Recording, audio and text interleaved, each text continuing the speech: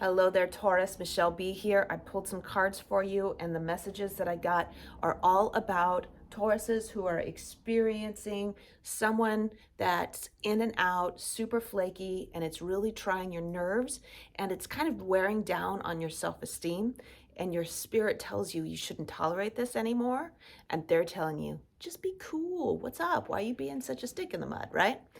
And you're like, I don't know what to do. Here's some messages for you. If you don't resonate with that storyline, that's okay. Make sure and check out the other placements in your chart, your rising, your moon, your Venus, your Mars on my channel or many other tarot readers channels. There are so many to choose from on YouTube. The point is that you get the positive messages that you need to hear. So here we go for those Tauruses who resonate with this story. The first card that I pulled was an affirmation card, so I know which positive direction to take this reading from the start. It is, I let go of who I should be and embrace who I am, right? So I was like, oh, what's going on in Taurus's life that they feel like they should not be themselves in order to make other people happy? Couple of clarifying cards from my itty bitty little Rider-Waite deck. The Seven of Wands and the Four of Wands. There are wands all over in this spread. And if I had multiple cameras, I'd show it to you, but I'm just going to pull them up and show them to you as I go. Anyway, the Seven of Wands it's like you're battling something that's inside of you. If your boundaries were really clear, this person that's been coming in and out of your life would not be an issue. You'd just be like, okay, I don't need you, right? But you've got some inner stuff going on that you feel like you need to sort out. And I know what that's like because right now I've been going through the same thing. It really has to do with how you were treated in your childhood or how I was treated in my childhood, to believe that if I said no to someone, that was being selfish. Because essentially I had a parent who was like, if I do something for you, that means you owe me. Remember that time I did something for you? And then you get triggered as an adult now whenever somebody else does that to you. They're like, well, I mean, I am doing something for you. Why can't you just be cool? See, so it's like triggering you. And so there's like these demons that you're sorting it out with inside of you. Even though you know what your boundaries are, you're like, now I need to get good at reinforcing it. There you are holding your wand and you're like, I need to get good at being clear with the voices in my own head about this. Four of Wands, it's like I think the two of you had some kind of informal commitment, and they're not living up to what you think that commitment was supposed to be. And you, my dearest Taurus, are entitled to have your parameters of what that commitment is. And if they're not living up to it, you get to say lovingly, thank you, bye, right? Out. What to embrace and what to leave behind. Embracing being the master of your own emotions, being the master of your own heart, knowing what is, like being fully present and aware of what it is that your needs are, where your limits are, and what the other person can provide for you, and being able to say, you know, this isn't working for me, and not feeling a bit of shame or guilt if you have to say, that's it, I'm not going to put up with this. They might cry and beg and whine and tell you that you're a terrible person, but you're still going to be like, I'm okay. I'm a master of my own emotions. I'm not going to get upset about this. That's what you need to embrace going forward. Leaving behind, we got that Nine of Swords. That's how I know when this card comes up, that's how I know that you are disconnected with the spirit and you think that you have to make those decisions for yourself. The spirit is telling you loud and clear what the spirit is telling you loud and clear what the answer is to this dilemma, and you don't want to listen to it because your head is yelling at you. What does your heart tell you, my dear? What does your heart tell you, Taurus? It's telling you that this is not the path that you want to be on. This is your growth experience. So we're going from digressing a little bit back to these childhood experiences that you had with your influential adults. We had these experiences that our people taught us. That's how they lived. That's the code, the codes, the morals, the standards that they lived by. You're outgrowing them on behalf of them through your genetic lineage. So your growth experience is being able to set boundaries and being healthy about what's their thing and what's your thing. My job is to not make you happy. My job is to make me happy. Your job is to make you happy, right? Instead of throwing it on somebody else, your job is to make me happy, or trying to get happiness from somebody else in some way, right? And so that's your struggle right now. That's your learning experience. So your heart will tell you what the next step is. The struggle is those lessons that you learned from your childhood. And so it's time to leave those behind. So I looked at the internal landscape of what's going on with you so I could get a better picture. There was the Nine of Swords again. That's what you're leaving behind going forward. That Nine of Swords came up. It's reminding you about this disconnection that you have with your heart, with the spirit, with the universe, with God, whatever you resonate with, for this greater higher power that's guiding you in your life. It's all in your head and your logic. And there's a place for logic, and that's all about just survival and basic problem solving. But then there's the heart, which it trumps what the brain can do. So it's time to stop thinking about what you're supposed to do, laying in bed late at night. You see how this person's in bed late at night, stewing and worrying about it? I see you, Taurus, and I have been there myself. Release those times. Say, what does my heart say? What is the spirit telling me? And follow that path.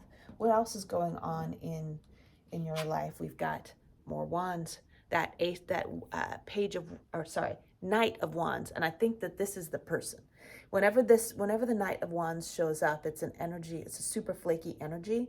This person is fun and exciting, and you have a really good time with them. And when they're with you, they're really passionate and excited to be with you. And they're like, ooh, hey, baby. And it's really fun. However, they have that same attitude with everything else that they do. So they, just like that, they can be gone. You'll have plans, they won't meet you. You're supposed to be in a commitment, they're not committed at all. So those are some examples of that kind of energy. It's in quickly and it's disappeared just as quickly. That is not the way the Taurus operates. Taurus needs consistency and stability in order to feel safe, and it doesn't feel right for you. Now, there's nothing wrong with the way, there's nothing wrong with that person behaving the way that they are in their own lives. The cards, all these representations of archetypes in the tarot, they're all different facets of the human experience, and they're all valid and beautiful. But we have our experience, and we have what makes us feel safe. We have what lights us up. We have what helps us learn. So it's just like, it's a good learning experience, and that's what's attracted this person into your life, Taurus. But they're not here for the long haul. They're here to help you learn how to set healthy boundaries. And I mean, they could have been a little bit of fun at first. Some advice for what's going on with all of that. I've got the Ace of Wands, and I also have the Hermit, and it looks like he's holding a staff, which is much like holding a wand to me. It's like you're controlling your passions going forward. The advice is control your passions. Realize what it is. It's not a bad thing to be passionate, to be quick moving, to be excited about life and want to go here and there and here and there and do all these things. However, that's not where you are. You're in the place of trying to be stable and trying to learn more about your spiritual self and learn about how the universe works. That's where you are in your life, and you have to admit that to yourself. And then you have to take responsibility for it. When you come to the point where you realize that this isn't working for you, it becomes your responsibility to do something about it instead of blaming them for jerking you around. And this is that Ace of Wands is you taking responsibility for your own happiness, for your joy, for your stability. So that's the advice for that. Now, I've got the High Priestess coming up in your internal environment.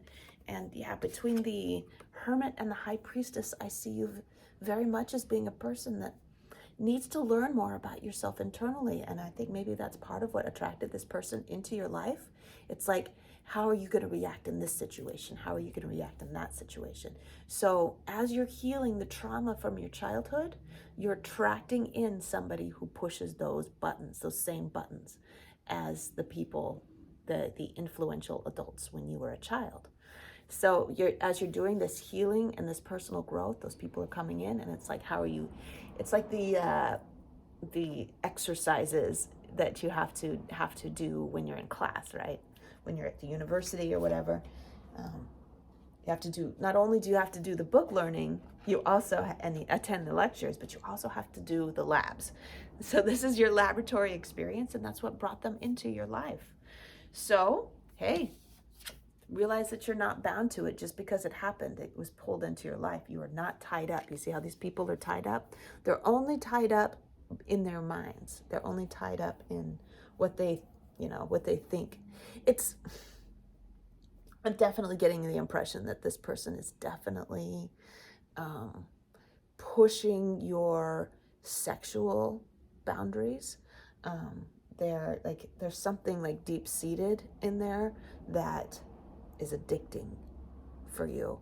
And it could be the anger. I have experienced that before, the dopamine that bubbles up when the text message comes through from them. And you're like, yay, I'm so excited. And then you don't hear anything for a long time. And you just kind of get madder and madder. And it's like, they're not even calling me. Like, they're not even asking me out. What the hell are they doing?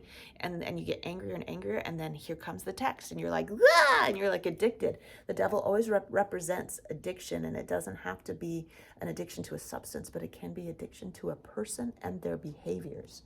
Realize what's going on. That they're in your thoughts all the time because you've become addicted to their behaviors, okay? Their in and out behavior. You know that that's what's going on. So the high priestess realizes that this person has come in to teach them something, and the high priestess also realizes that this is what's happening, and I'm going to take responsibility for what's happening and wean myself off of this addiction.